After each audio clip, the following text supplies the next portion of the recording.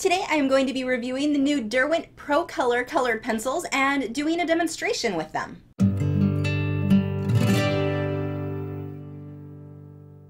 Hi, I'm Lisa, the artist behind Lachri Fine Art. Derwent sent me a set of their 72 new ProColour colored pencils. These will be available later this July. This is not a paid advertisement or anything like that. While they did provide me with the pencils to try out, the opinions in this video are my own. Now, I had a chance to test these out back in March, but I didn't have odorless mineral spirits with me. I wasn't doing a full project. It was just a little color swatch scribble.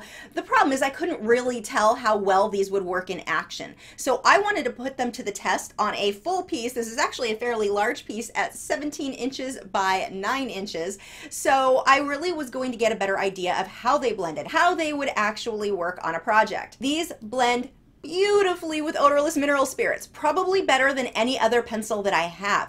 When they lay down very, very quickly, very smooth. And it's funny because I was able, and you'll see this in the demonstration, I'm scribbling back and forth and using completely sloppy, terrible methods or terrible techniques for colored pencil. Normally I want to work in small little circles and make sure that everything is really smooth and even. It didn't matter. I was kind of scribbling in different directions, and once that odorless mineral spirits went on top, everything just blended so smoothly, so beautifully. These layered really, really well. These are sort of a mix of the oil and wax base, so I find that they are kind of in the middle of polychromos and luminance in performance as far as how opaque they are, how smooth they are. They just seem to be a really good combination of both worlds. Wonderful in action. I was really surprised I was able to get this much detail. I kind of expected them to be decent for getting a smooth background, but maybe not as great for detail.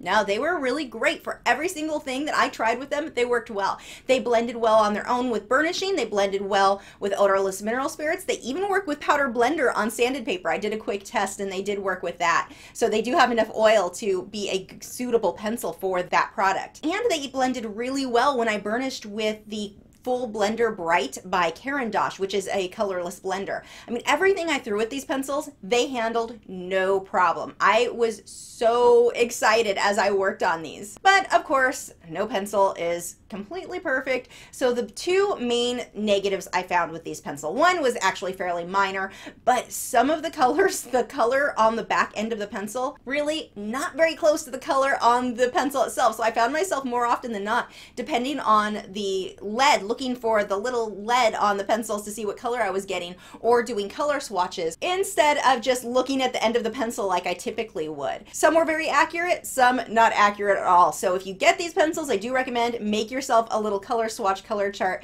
Check those before you trust the end of some of these pencils. It's almost like the pigment is too dark. It's similar to what the color is, but way darker on the back end of those pencils. One of them, I thought it was going to be a deep brown color, and it was kind of a lighter red. I'm like, that's not even that close.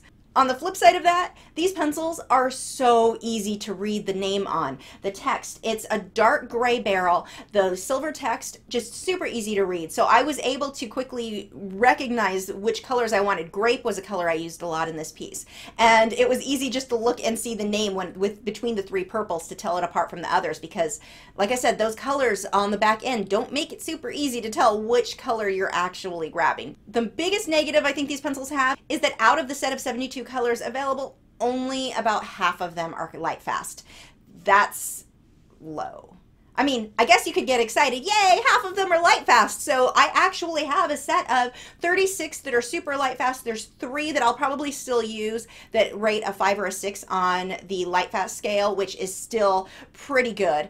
So that gives me 39 pencils out of this set that I will add to my regular set of pencils that I use. I will combine these with my luminance and my polychromos. So I am excited to have 39 new colors in my colored pencil set. And like I said, they worked beautifully. The downside is that's about 33 colors that I won't be using. All of the purples were not light fast, which I was so disappointed about because the purples, especially in the set, are beautiful. Most of the pinks, oranges, yellows, a lot of those just not light fast. So for me, as a professional artist, those are not colors that I'm going to use on my regular colored pencil work. What I will probably end up doing, because you guys know I love Inktense. Inktense are not light fast, but Inktense lay down very quickly. Why I'm so much more critical about colored pencils being light fast is it is a slow medium, extremely slow. Inktense, I can get something done very, very quickly. So it's worth it to me to make the work and then just be able to sell prints. So like this one, I can have prints made, no problem, but I don't want to sell the original because I used a lot of colors that were not light fast in this project.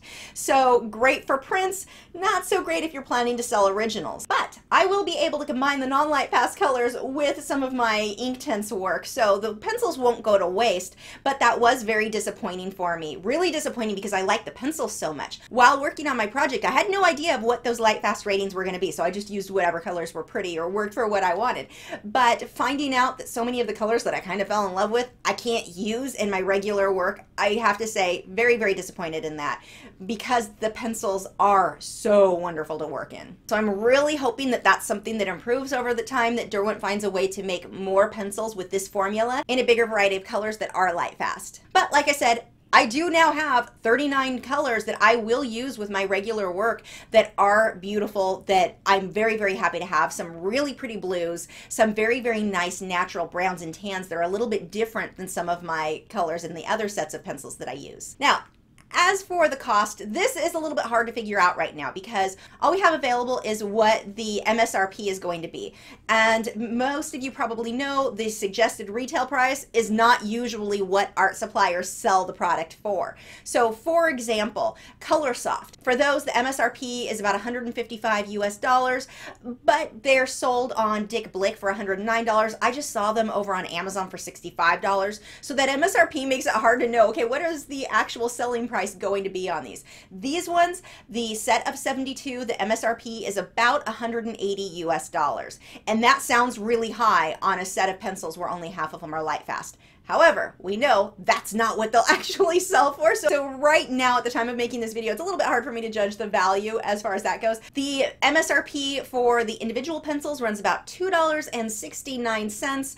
And again, I don't know what that's actually going to cost individually. So I don't know if I'm going to end up, when I have to replace this set, if I will buy them individually, just the light fast colors, or if it will be more cost efficient just to buy the whole set and then keep the non-light fast colors for my Inktense. So I can't really say there what I'm going to do once they're available on the market, but I will say that those 39 colors or so that are light fast, I will absolutely be replacing and using in my set. I love how they work. For those of you over on Patreon, I have a 3.5-hour version of this tutorial. It's a very long project, so I wanted to have a lot of real-time clips available for you, so it is a much longer video than normal. That is available for you now. You can head over and check that out. If you are not a member, you can sign up for as little as $4 a month, which will give you access right now to over 100 1 to 2 hour long tutorials and some other bonuses. So make sure to head over and check that out. Now let's go ahead and see these pencils in action, and you can see why I loved them so much.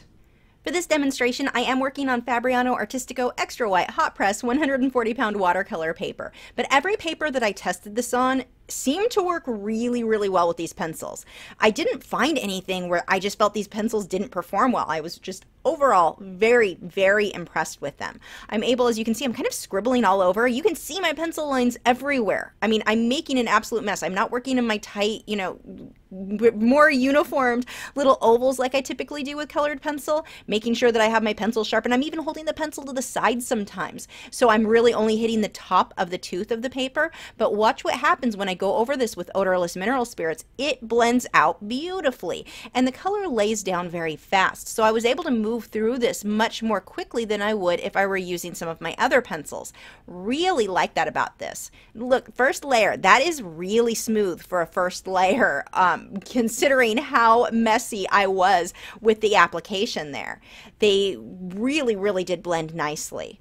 So moving on to the bush here, same thing, I'm just overlapping colors. I want it to be somewhat out of focus. I do not want a super sharp detailed background. I want my focus to be on the leopard. So I'm making sure that one color overlaps into the next, and these pencils worked great for that. They layered really nice, blended really, really nicely when I did layer them. So I'm using a lot of purple in this one. Unfortunately, all of these purples, not light fast. That I was really disappointed with because they are such pretty colors. So they're not something that you'll see me use on future colored pencil pieces. Those I will remove from my set. Probably keep them for Inktense.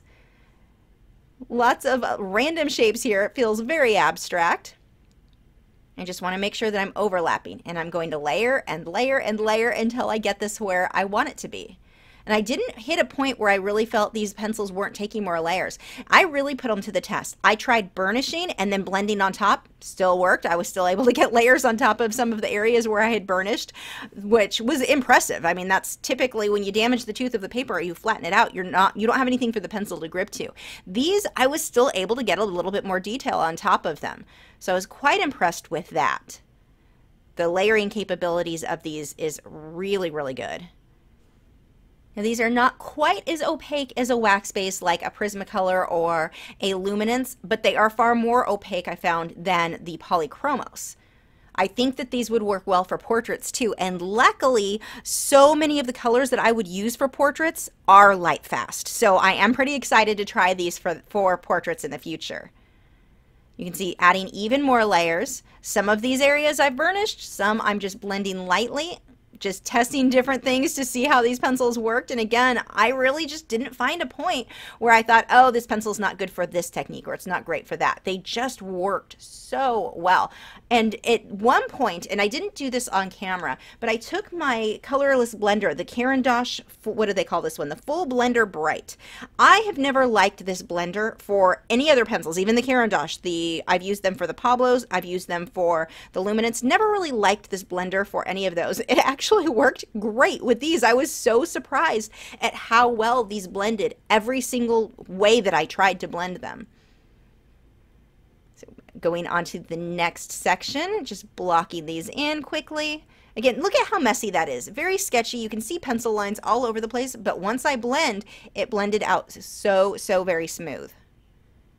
If I had done that with any of my other pencils, I would have been able to see most of my pencil strokes in there. So that was pretty nice. Now for testing with Powder Blender, I tested on a piece of 500 UArt or UArt 500 and just a quick little, scratch test to see how well it blended with the Powder Blender, and it seemed to blend just as well as Polychromos for that one test. So I'll be using these for a project with those in the future to really see how well they blend in action. Even more layers. Notice that when I do use black, I don't just use straight black. I'm blending purple on top of it everywhere, and I'm going to do that a lot once I get into the leopard. I'm going to be mixing reds and purples into the black, which gives me an even deeper color. It makes it look much more rich. Blocking it a little bit more over here. Almost done with the background, or ready enough to move on. Now we'll move on to the eye. Now I started with the pupil. These pencils, this is where I was really excited when I found out how well they sharpen and hold their fine point. So they worked really well for details, very much like a Polychromos in that, where I was able to get the fine lines for all the hairs, all the little details in the eye. They really did work well. I sharpened them with several sharpeners. Some of them were quite dull, just to see how well did the casing split. Were there any problems? I didn't have any problems with that. I had one pencil break halfway down the sharpened portion of the lead, not down the barrel, but just the portion that was sharpened once. And then the other times I started using a mechanical pencil or an electric, or I can't talk, an electric sharpener that I recently got, and I'll do a review on that later, but that one sharpens to a really fine point. And at worst, when I sharpened it super fine, the very tip might break a little, but I still ended up with a very sharp pencil to work with from there. So they're very strong. I didn't have any problems with them being super crumbly or breaking as I worked. I was able to add a lot of pressure, and they did handle it very well, even when I had them sharpened to a finer point. I would say they're not quite as hard as Polychromos, but they're definitely a harder lead than the Luminance, so they hold that point better. When I work on the eye, I add a lot of colors. You'd look at it and go, okay, it's just golden. Easy, just pick a golden color. It's not. It actually has several shades of orange, red, green, gray. I think there's some blue in there, purples, magentas, tons of colors in different areas. And I'm just going to layer. I'll blend out with a bit of odorless mineral spirits, layer again until I get it to look how I want. And even as I move on at this point, I'm going to come back later in the piece and do quite a bit more work on this, especially for the white highlight. Now, if I wanted the white highlight to stay white I could just leave the white of the paper showing through. But I find it to be much easier now that I use the touch-up texture titanium white mixture from Brush and Pencil.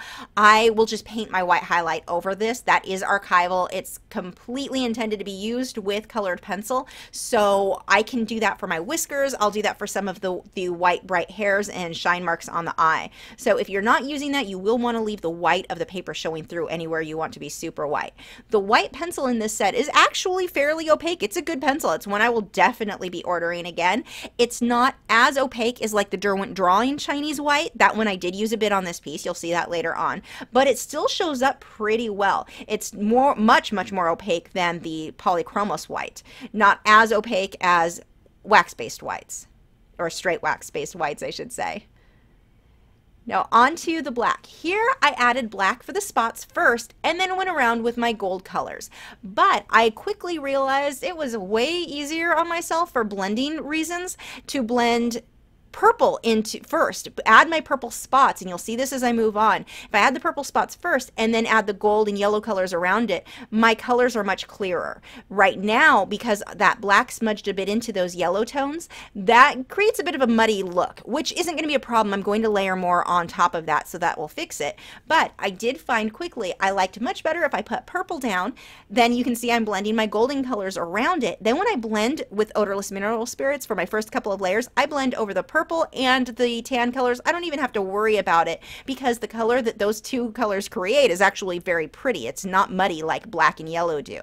Now, you have heard me say several times in the past, don't use yellow. Yellow is not a color you'll use for animal fur or human hair, anything like that. It's more for birds and fish, yes, but other animals, not so much. Here, I definitely wanted more yellow. I wanted to have more rainbow colors in this guy, much more saturated colors than you would see in nature. So I did use quite a bit of yellow, more yellow than you would normally see me use on an animal like this. But it's more of a creamy yellow, very nice tone. It worked beautifully with the purple tones. Now, as I work through here, I have got to make sure that the direction of the fur is going in the right place. I don't want to just put random little lines, detail for the sake of details. Those details need to be going in the correct direction.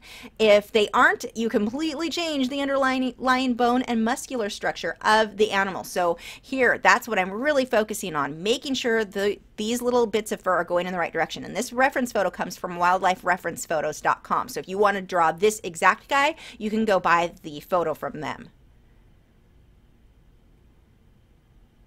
Adding a bit of black into the area that I've worked on the nose. Now I will end up burnishing a bit of white over everything on some of the areas, especially the bridge of the nose, where I want to soften everything up and lighten things up a bit.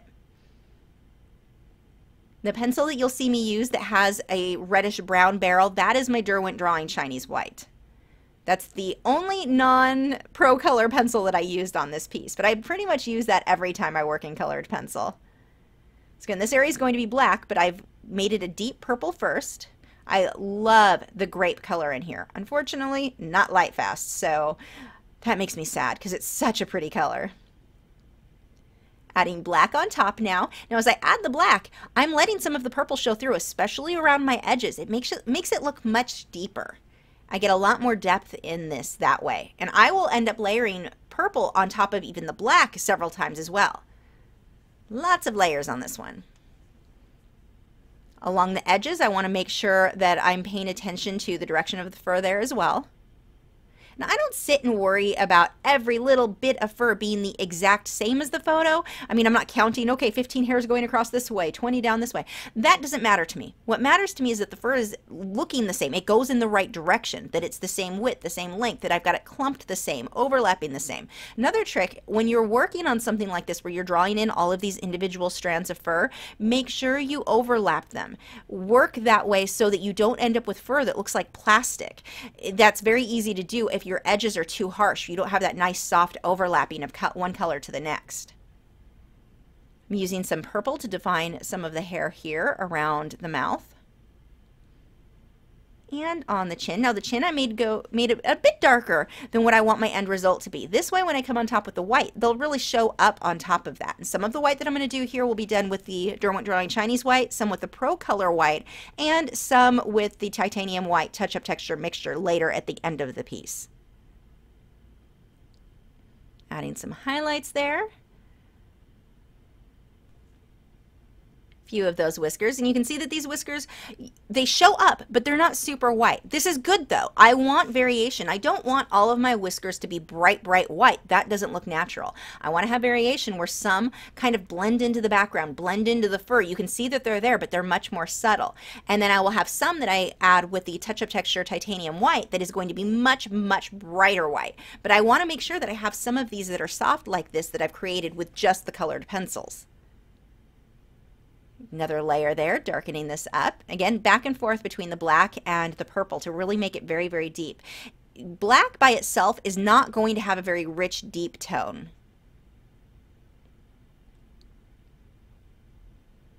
And onto these spots, I'm just going to block them all in with my purple. I've got a bit of blue for the highlights.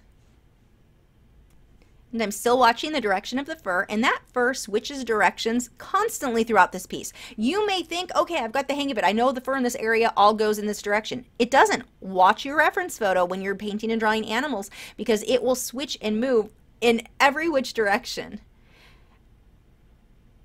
Blending in. I'm trying to keep to where I can see some of my dark and light areas. Then blending that out with the Mona Lisa odorless paint thinner.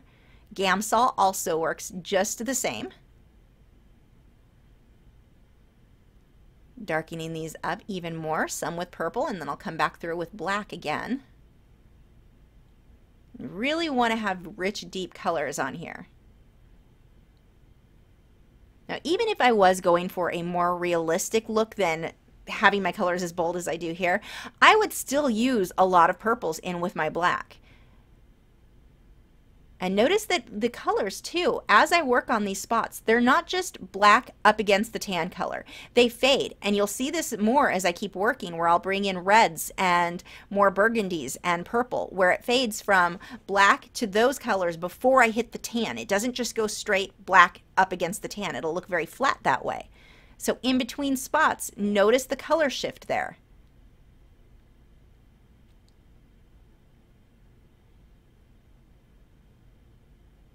And when painting or drawing something like this, if it's wildlife, I can add extra spots or change them, adjust the shape if I feel it'll make the piece look better. So I don't need them to be exact. But if you're working on a pet portrait where you're hired to paint somebody's pet, those need to be exact. That's something that you really want to watch, that every spot is just how that pet actually is. So you don't want to take too many artistic liberties there. And once I get this base in with this darker tan color, I can come back through with that white pencil and start drawing in more little bunches of fur. And it doesn't make, I'm not creating white fur here. What it's doing is creating a lighter tone of whatever color is underneath. It's not actually going to be white. If I need white, then full white, then I'll switch over to titanium white touch-up texture mixture and paint that on. And I will do that a bit at the end. But these nice, very subtle white hairs work really well with this pencil. But I needed to get the base color dark enough so that the white that I'm putting on now will show up. And I will come back through with deeper purples and reds and brownish tan or brownish red colors, a lot of different tones in there for creating the texture of the fur as well. I'm not just using white, I'm using a lot of different colors to build this up. Again, really watching that direction of the fur. I say it a lot because it's very important. You can see how sharp these pencils go, so I was having no trouble getting the fur to have thin lines where I wanted them to be. Taking that yellow color and pulling some of that out. And again, this is not a natural color. If you're trying to make something look super realistic, yellow, not normally a color you're going to use on wildlife unless it's birds or fish. So here though, like I said before, I wanted a much more vivid, much more bold coloring on this guy. So I'm using more purples and magentas and yellow than I typically would.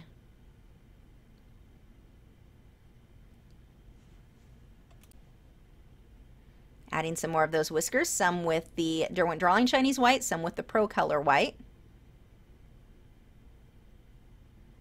On to the next section, same thing. I'm just going to block in the purple, the same with the ear, all of the dark shadows inside the ear, still watching the direction of the fur. Now, a lot of that ear, I know I'm going to come on top with the touch-up texture titanium white mixture, so I'm not going to worry too much about the hairs being exact just yet. I just want to go for close.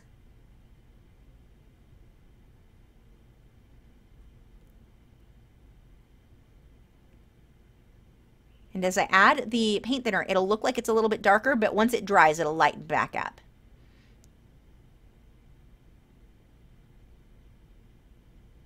Again, watching the direction of the fur there too. You may think it's inside the ear, it's not that big of a deal. Don't skip over the ears. Make sure you spend a lot of time making those look just right. There's a lot of detail inside animal ears, and you want to pay attention to that. It'll make a big difference in the end result of your paintings and drawings. Moving on, same thing, purple spots everywhere. And then I'll do another layer of more purple. I'm using the purple at this stage to really build up the texture of the fur, and I will blend right over that. Let it dry, going on to the next layer, more purple, really making them a much richer tone. Pulling the reddish brown tones in now. Notice how many areas I keep light. I'm not just making everything one solid color. Watch that reference photo where your lights and your darks go. Adding the black now, the first layer of black. And here the black will still seem very dull. It's going to take many layers until I get it to be as rich as I want that end result to be. And at this stage, I start building up more fur.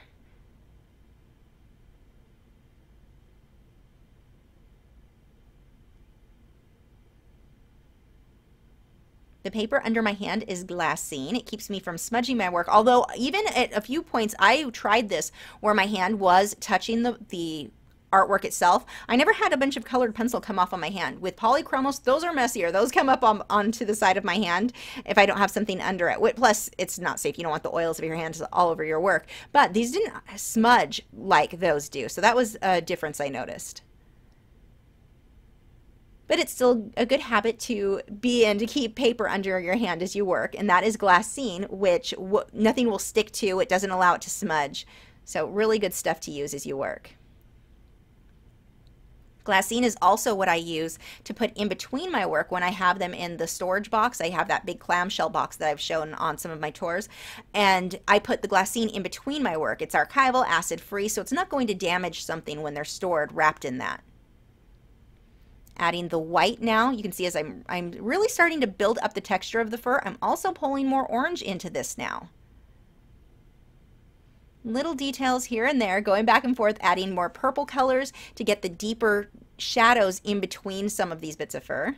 There is the touch-up texture titanium white mixture. Again, I'll have a card pop up so you can see exactly how I use that and get a bit more information on that product. But I pretty much use that on all my colored pencil pieces now. Unlike using a gel pen or acrylic paint, this is archival. It's meant for colored pencil. It's going to stick. And once it dries, if I have an area that I just wanted to lighten up, but it wasn't working with the pencil, let's say I wanted a bright lime green, but it wasn't showing up against whatever I had down already, I could put the touch-up texture titanium white mixture, paint that on there, let it dry, then put the bright green on top, and it'll be very bold, very vivid. You just want to make sure that you let it dry completely before you put colored pencil on top of it. That is pretty much it for this guy.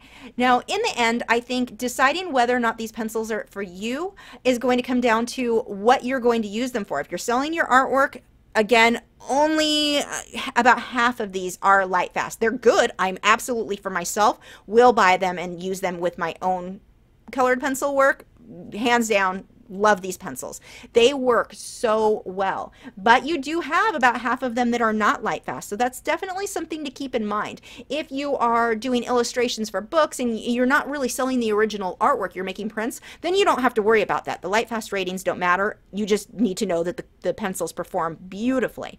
But that is definitely a thing that you want to keep in mind depending on what you plan to do with that artwork. And like I said, I'm going to buy them without a doubt. I absolutely love these pencils, and I really, really hope that in the future Derwent will come out with more colors that are light fast, because these are wonderful pencils. They really seem to combine my favorite qualities about oil and wax base into one, just a solid, solid pencil.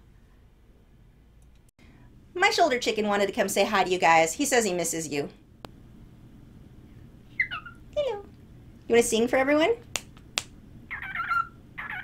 That's not how that goes. Try again. You're about an octave too low. That's not how that goes.